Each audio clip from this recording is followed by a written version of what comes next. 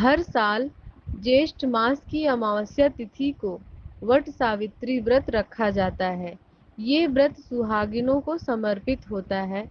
कहते हैं कि इसी दिन सावित्री ने बरगद के वृक्ष के नीचे अपने पति सत्यवान के प्राण बचाए थे।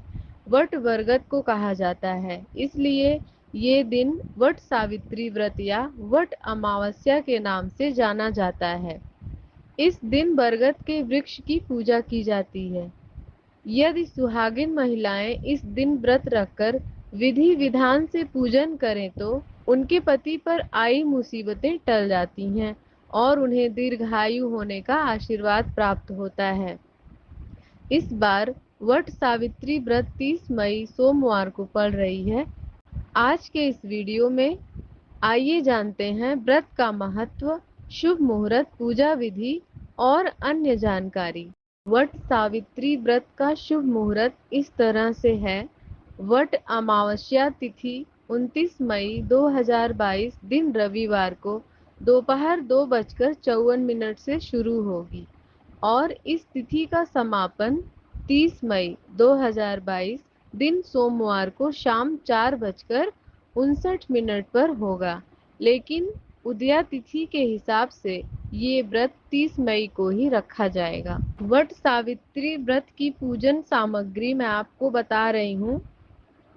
सावित्री सत्यवान की मूर्ति, कच्चा सूत, बांस का पंखा, लाल कलावा, बरगद का फल, धूप, मिट्टी का दीपक, घी, फल, आम, लीची और अन्य फल आप ले सकते हैं। फूल और बतासे, रोली, कुमकुम, कपड़ा 1.25 मीटर का रहता है, सुपारी, पान, नारियल, लाल कपड़ा, सिंदूर, दूर्वा यानी घास, चावल, अक्षत, सुहाग का सामान, नगद रुपया आप जितना भी दक्षिणा चढ़ा सके, पूड़ियाँ, भिगोया हुआ चना, स्टील या कांसे की थाली, मिठाई, घर में बना हुआ पकवान और जल से भरा कलश। वट सावित्री पूजा विधि। महिलाएं इस दिन सुबह जल्दी उठकर स्नान कर लें। स्नान करने के बाद साफ कपड़े पहने और पूरा श्रृंगार करें।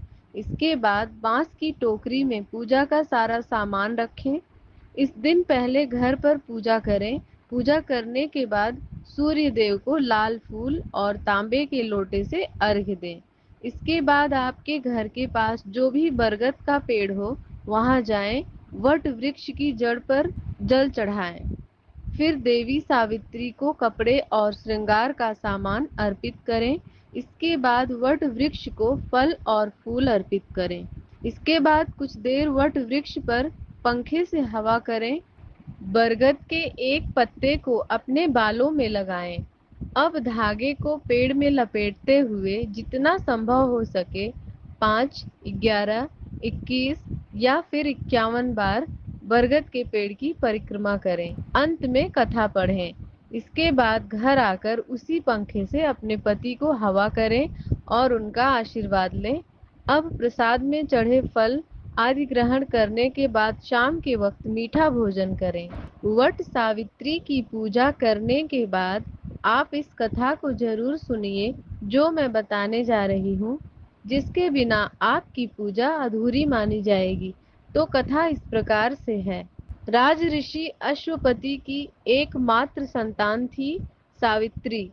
सावित्री ने राजा द्युमत सेन के पुत्र सत्यवान को पति के रूप में चुना, लेकिन जब नारद जी ने उन्हें बताया कि सत्यवान अल्पायु है, तो भी सावित्री अपने निर्णय से डिगी नहीं।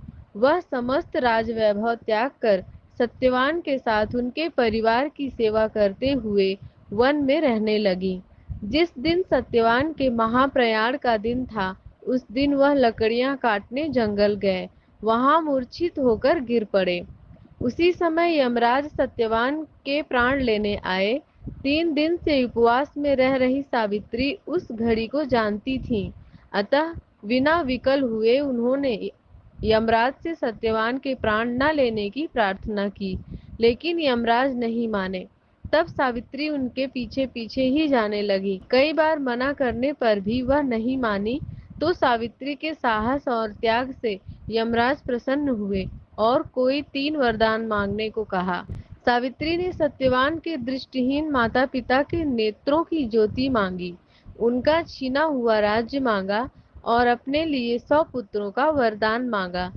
तथास्तु कहने के बाद यमराज समझ गए कि सावित्री के पति को साथ ले जाना अब संभव नहीं है, इसलिए उन्होंने सावित्री को अखंड सौभाग्य का आशीर्वाद दिया और सत्यवान को छोड़कर वहां से अंतर्धान हो गए।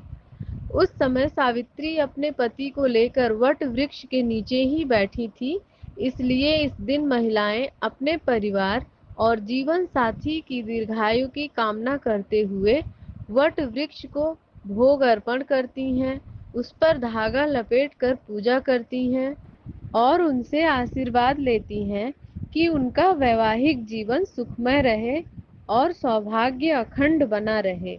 इसी के साथ मैं विदा लेती हूँ। मिलते हैं शीघ्र अगले वीडियो में। तब तक के लिए जय श्री कृष्णा।